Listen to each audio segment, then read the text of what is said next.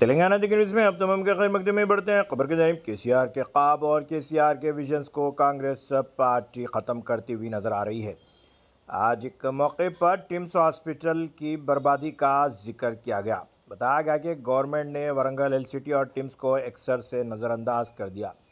इन ख्यालात का इजहार हरीश राव साबिका हेल्थ मिनिस्टर ने किया। बताया गया कि महेश्वरम और कुतुबुल्लापुर मेडिकल कॉलेजेस जो कि बीआरएस के दौर में सैंक्शन किए गए, उन्हें भी रोक दिया गया। बस्ती दवाखाने के काम करने वाले और डॉक्टर्स की तनख्वाहें तकरीबन 6 महीने से बाकी है। आरोग्यश्री का भी बड़ा बुरा हाल है। कंटी वेलुगु की स्कीम्स को भी नाफिज नहीं किया गया।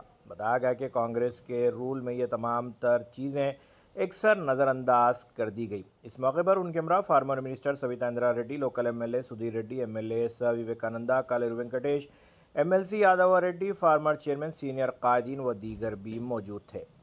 अगर अभी तक आपने चैनल को सब्सक्राइब नहीं किया तो फौरी कर लें। आलमी, मुल्की, रियासती, मुकामी खबरों के लिए देखते रहिए आपका अपना ఛానల్ తెలంగాణ న్యూస్।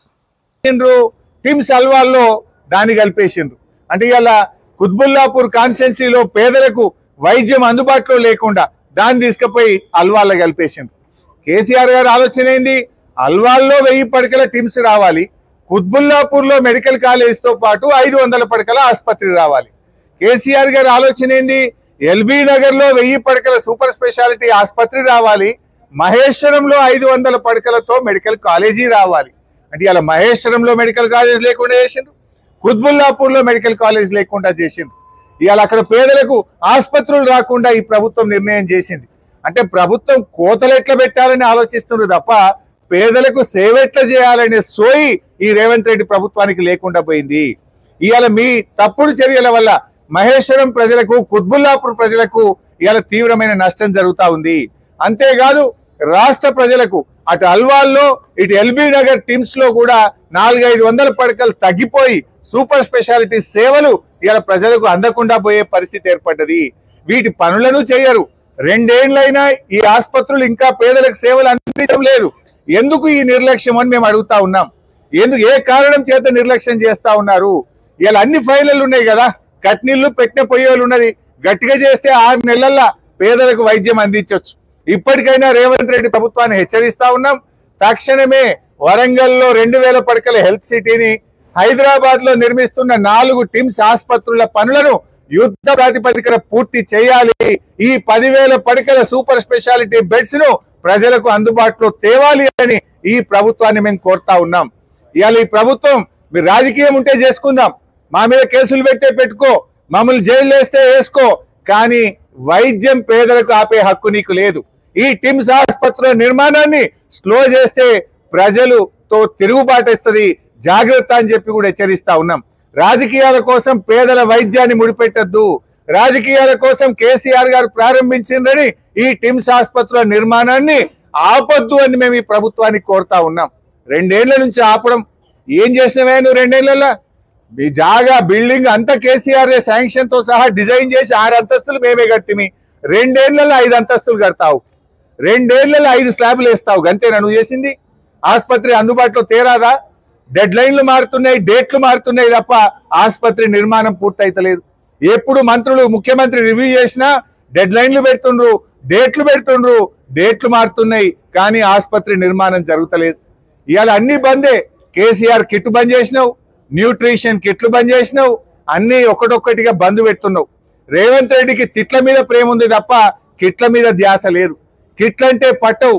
ఆనాడు కేసీఆర్ గారి ప్రభుత్వ ఆసుపత్రుల్లో డెలివరీలు 30% ఉంటే 9.5 ఏళ్లలో కేసీఆర్ గారి ప్రభుత్వం చేసిన కృషి వల్ల, కేసీఆర్ కిట్ వల్ల, ఎంసీహెచ్ ఆసుపత్రులు ఏర్పడడం వల్ల, అమ్మఒడి వాహనాలు పెట్టడం వల్ల 72% పెరిగినాయి। 30% గవర్నమెంట్ ఇన్స్టిట్యూషనల్ డెలివరీస్ 9 ఏళ్లలో 72% పెంచిన ఘనత కేసీఆర్ ప్రభుత్వంది। మరి రేవంత్ రెడ్డి ప్రభుత్వం ఏం చేసిండు? 2 ఏళ్లలో 72 నుంచి మళ్ళీ 55కి వచ్చింది, అంటే 17% తగ్గింది। నీ పాలన ఎట్లుంది అంటే తిరోగమనం। ప్రభుత్వ ఆసుపత్రుల్లో ఆనాడు 72% డెలివరీలు అయితే ఇవాళ 55%కు తగ్గింది।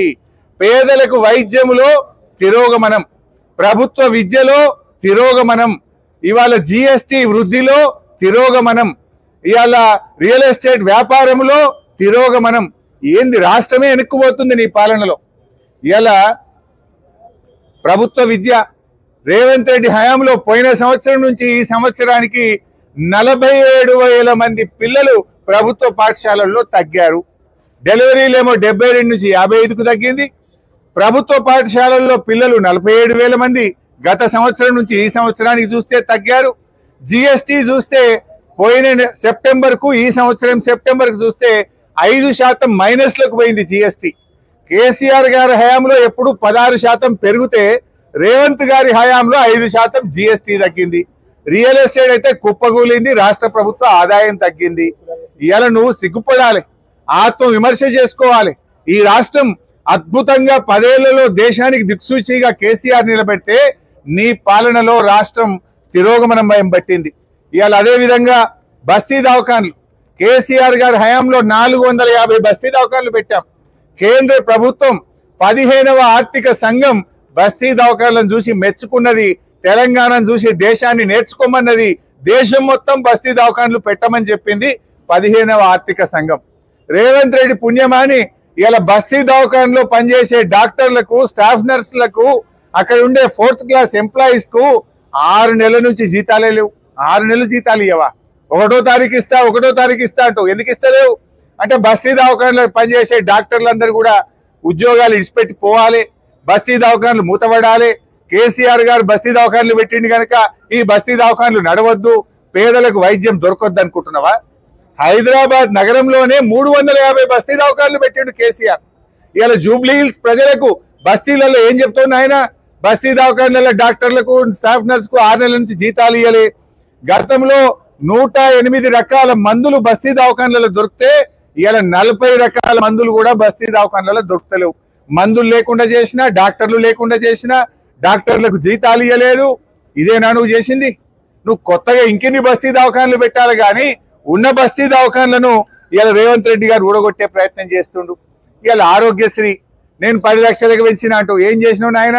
ఇలా ప్రైవేట్ ఆసుపత్రులలో మేము ఆరోగ్యశ్రీ కింద వైద్యం ఇయ్యము, ఆసుపత్రులు బంద్ చేస్తాము అంటున్నారు. నీ పుణ్యం ఎట్లుందంటే కాలేజీలు బంద్ చేస్తామని ఇలా ప్రైవేట్ కాలేజీలలో చెప్తున్నారు, ఆసుపత్రులు బంద్ చేస్తామని ప్రైవేట్ ఆసుపత్రులు చెప్తున్నారు. నీ పాలన గట్లున్నది. ఆరోగ్యశ్రీ ఇలా 1400 కోట్ల బకాయిలు పడ్డాయి. ఆరోగ్యశ్రీకి కేసీఆర్ గారు ప్రభుత్వం ఉండగా ఎప్పటికప్పుడు నిధులు ఇచ్చాం, మంచి వైద్యం అందించాం. కేసీఆర్ గారి హయాంలో ఆరోగ్యశ్రీ కింద 8,000 కోట్ల రూపాయల డబ్బులు ఇచ్చాం. సీఎం రిలీఫ్ ఫండ్ కింద 3,000 కోట్లు ఇచ్చాం. పేదల వైద్యం కోసం ఆరోగ్యశ్రీ సిఎంఆర్ఎఫ్ కింద 11,000 కోట్ల రూపాయలు కేసీఆర్ గారు ప్రభుత్వం ఖర్చు పెట్టింది. నువ్వు వచ్చినాక 1,400 కోట్లు ఆరోగ్యశ్రీ కింద బకాయి పడ్డాయి. ఇవాళ పేదలకు ప్రైవేట్ ఆసుపత్రుల్లో ఆరోగ్యశ్రీ సేవలు నిలిచిపోయినాయి. సిగ్గుపడాలి నువ్వు. ఇప్పటికైనా ఆరోగ్యశ్రీ నిధులు విడుదల చేయి, పేదలకు వైద్యం అందేటట్టు తక్షణమే చర్యలు తీసుకోవాలని చెప్పి ప్రభుత్వాన్ని మేము డిమాండ్ చేస్తా ఉన్నాం. కంటి వెలుగు ప్రతి సంవత్సరం వృద్ధ మహిళలకు, గ్రామీణ ప్రాంతాల్లో ఉండే పేదలకు, బస్తీల్లో ఉండే ప్రజలకు ఉచితంగా బస్తీలోనే కంటి పరీక్ష చేసి కళ్ళద్దాలిచ్చిన ప్రభుత్వం కేసీఆర్ ప్రభుత్వం. 2 సార్లు మేము కంటి వెలుగు చేశాం. మరి ఎందుకు కంటి వెలుగు బంద్ పెట్టినావు? కంటి వెలుగు అంటే కేసీఆర్ యాదికొస్తాడని నీకు భయం అవుతుందా? కంటి వెలుగు అనగానే వృద్ధులకు కేసీఆర్ కళ్ళల్లో కనబడతాడని నీకు భయం అవుతుందా?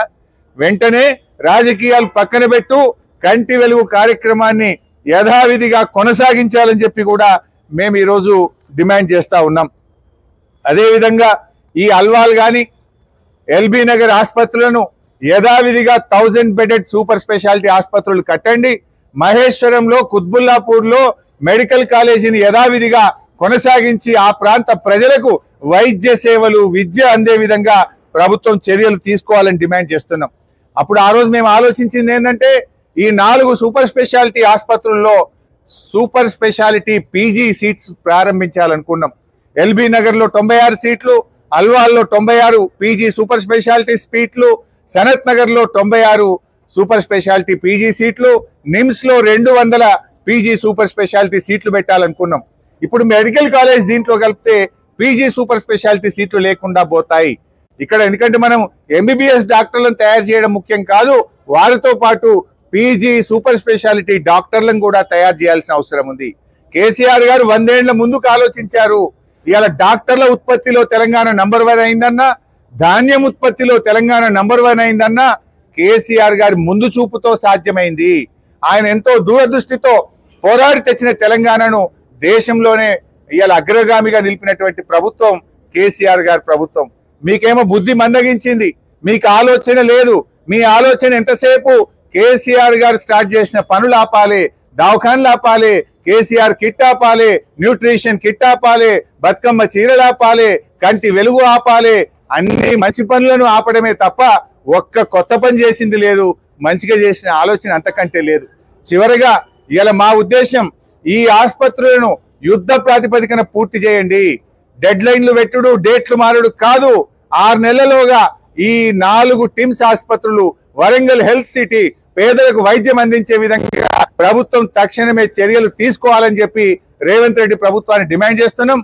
ఒకవేళ మీరు ఇదే రకంగా మరి ఆలస్యం చేస్తే పెద్ద ఎత్తున ప్రజా ఉద్యమానికి బీఆర్ఎస్ పార్టీ శ్రీకారం చుడుతుందని హెచ్చరిస్తూ జై తెలంగాణ.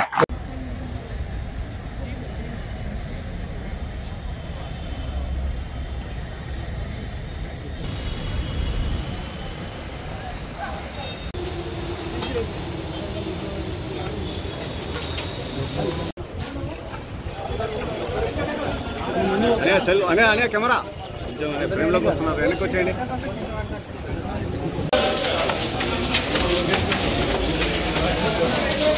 నేర్పిస్తామని చెప్పేసి ప్రణాళిక చేసి ఆ రోజు శంకుస్థాపన చేయడం జరిగింది. భారతదేశంలో అతి ఎత్తైన హాస్పిటల్, 26 అంతస్తుల హాస్పిటల్ భవనం ప్రభుత్వ ఆధీనంలో ఎక్కడ కూడా లేదు. అందులో సూపర్ స్పెషాలిటీ విభాగాలంటే